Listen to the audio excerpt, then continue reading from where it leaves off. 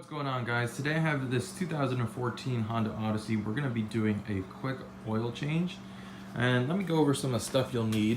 What I have here is a new crush washer, 17mm socket, as well as the oil and the engine air filter. The oil recommended is 0W20, and I am using full synthetic. These two, same oil. I just want to let you guys know the cheapest that I can find is generally Walmart, Costco, which is right here, and then Amazon, which is that one there. 6 quarts from Costco is generally about 28, 27 bucks when it's on sale. That 5 quart on Amazon is about 27 bucks. Free Prime shipping, so that makes it really easy. The oil filters, I have 2 of them here. So this is the Honda recommended oil filter. That's the part number right there. Generally pick these up on Amazon as a 6-pack for about $6 each. And then you also have the option of getting this mobile one. This is actually a better oil filter, so if you care more about performance, this will do better. But this is about $9. So you can choose which one to get. This is recommended by the manufacturer, so really, if you're gonna be doing this on your Honda Odyssey, I'd recommend just to go with this one. This one I generally use for my Accord Coupe or my Acura TSX. So that's the parts you're gonna need, and let's jump right into it.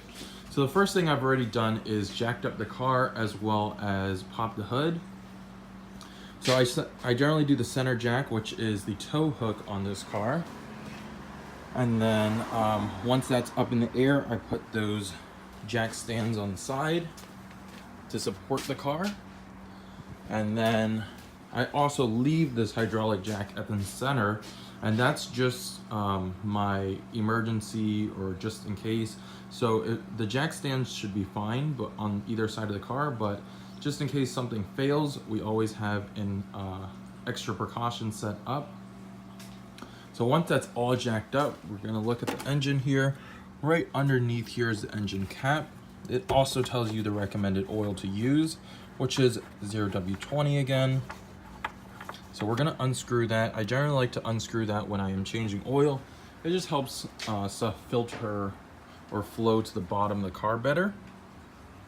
Once that is done, we can jump underneath the car now. And I've already gone ahead and loosened the engine oil bolt. So under the car, we have this pan that says engine oil, and then the bolt is right here. We're gonna take our 17mm socket, stick that in there, turn counterclockwise, and then just let everything flow out from there. So let me get my engine oil pan. Okay, this is my handy little pan. Pick that up at AutoZone. Slide it under the car. It's gonna catch all of that dirty oil once we unscrew this cap here. So remember, on the pan it's gonna say engine oil.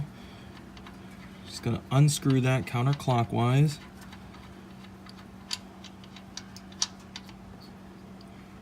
And I usually recommend wearing gloves.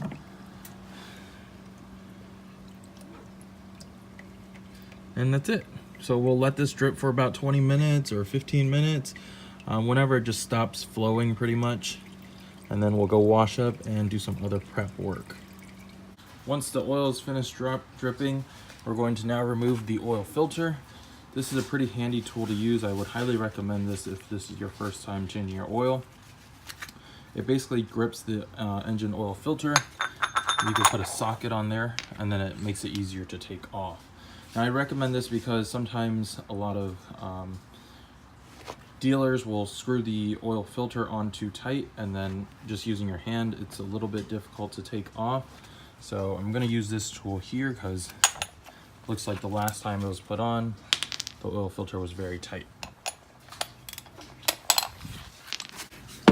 So behind the wheel, we have here the oil filter. Just place that right on there. And then we are going to get our socket. All right, so using our socket now, just put that on there and then start to twist.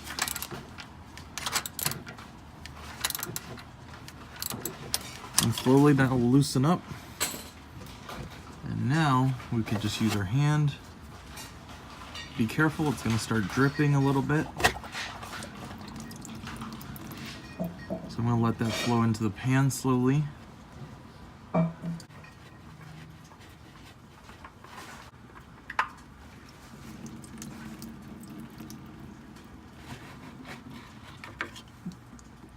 And there we go. That's the oil filter. So let's go ahead and get our new one, place that in there. What I generally recommend with your oil filter is fill in a little bit of oil in the new one, and then I take some fresh oil, rub that around the new filter, and now we'll just screw it into place. All right, we're gonna hand tighten it till we can't really tighten it anymore, or till it's just firm. And after that's hand tightened, we're gonna give it a quarter turn, and that should be enough to make it snug, but not over tightened. All right, the next step here is to replace the engine oil bolt.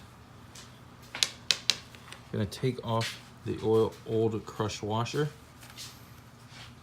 This is the old crush washer. I'm gonna remove that. I have a new one here.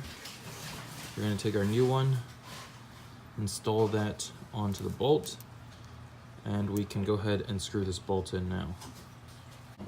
All right guys, so remember, we've got the engine oil pan here. We're gonna take that bolt.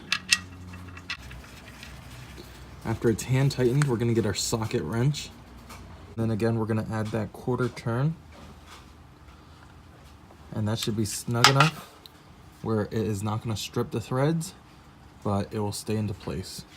We're now filling up the engine with some engine oil, and what I always do is this car recommends for basically about 4.7 to 4.8 quarts, but I never trust just filling in straight 4.8 quarts.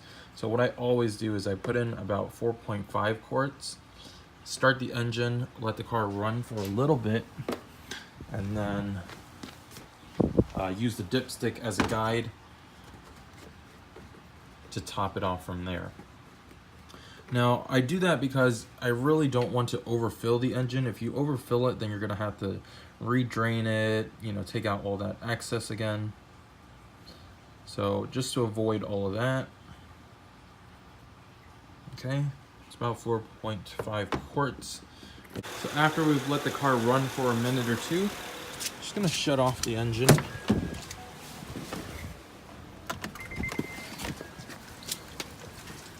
Now we are going to use the dipstick as a guide to just top off the oil. Stick our funnel in there. This is the dipstick here. First pull, we're going to clean it off.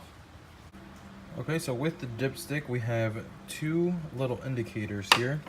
This is our low line, and then the second one closer to the top is our max line. So we want to get the engine oil somewhere between here, ideally in the center or a little bit above the center.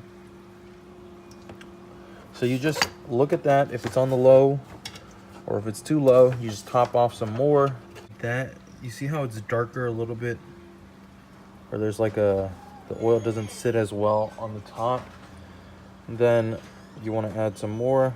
So I'm just going to add a pinch, and then we should be done. After we've topped off the oil, we're going to screw that cap back on there. Now we can just close our hood up, and we're pretty much done with the oil change. So we can start up the car now.